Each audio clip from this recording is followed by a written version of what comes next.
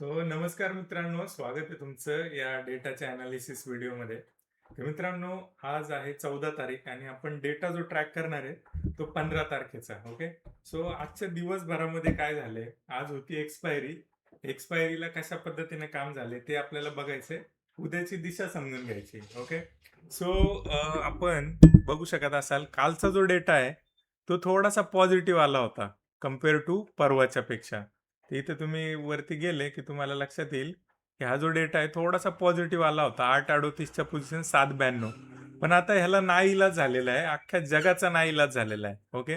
तुम्ही किती पण अनालिस्ट असा, किती पण तुम्ही दुनियादारीचे एक्सपर्ट असा, तुम्ही कॅन्डलस्टिक आणि दुनियादारीचा एकदम डीप लेवल अभ्यास केला असेल, पण त्याच्यापुढे एक जो कार्यकर्ता आहे आपला ट्रम्प तात्या, हा तुम्हाला जगूच देणार नाही. ओके.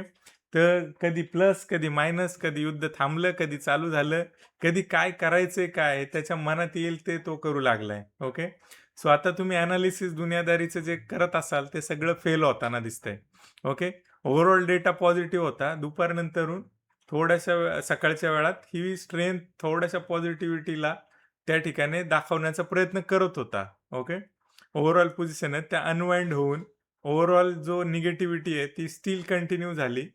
एफ-आयजनी 2 दिवस थोडंसं बाईंग त्या ठिकाणी इक्विटीजमध्ये दाखवलं होतं. तर लोकांना वाटायला लागलं, की हां, काही पॉझिटिव्ह होतंय का? 24,000च्या वरती मार्केट टिकतंय, तर काही पॉझिटिव्ह त्या ठिकाणी होताना दिसतंय का? तर मित्रांनो, असं काही नाहीये.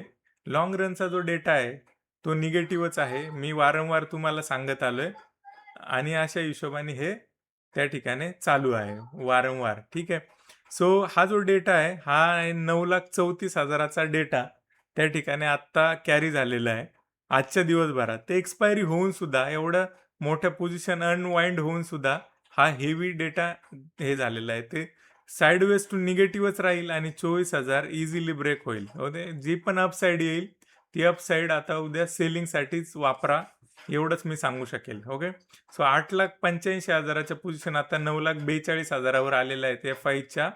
ओके. तुम्ही बघू शकत असाल शॉर्ट्स जे आहेत, पुट शॉर्ट्स त्या फार चांगल्या पद्धतीने कापल्यात. सगळंच पोझिशन कापल्या गेलेल्या आहेत आणि एकदम इव्हनली काम झालेलं आहे सगळ्या स्ट्राईक प्राईजवर. तुम्ही बघा इथे. आता ज्यावेळी 18,00,000च्या पोझिशन आहेत आणि इथे बघितलं तुम्ही 9,34,000 पोझिशन कंपॅरिझन जर केलं तर तुम्हाला जाणवेल इथं 10,00,000च्या क्वांटिटी ॲडिशनल असताना सुद्धा एवढा डेटा निगेटिव्ह होता. मार्केट खाली राहिलं तर इथे काय होणार आहे? बाय डिफॉल्ट निगेटिव्ह आहे. ओके. अपसाईड जी आहे ती सेलिंगसाठी आहे एवढंच मी सांगू शकेल आणि लाँग टर्मचे कुठलेही तुम्ही पॉझिटिव्ह डायरेक्शन घेऊन जाणार असाल तर तो एक धोका असू शकतो एवढं मी सांगेल. 24,000 इझिली ब्रेक होईल यात काही शंका नाही. ओके. अशा पद्धतीचा डेटा आहे.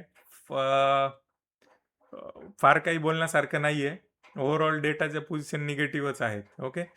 Thank you. थांबूया आजच्या व्हिडिओमध्ये मित्रांनो. असंच प्रेम देत राहा. व्हिडिओला सबस्क्राईब केलं नसेल चॅनलला तर नक्की करा. मित्रांपर्यंत पोहोचवायला विसरू नका. Thank you. थांबूया आजच्या व्हिडिओमध्ये.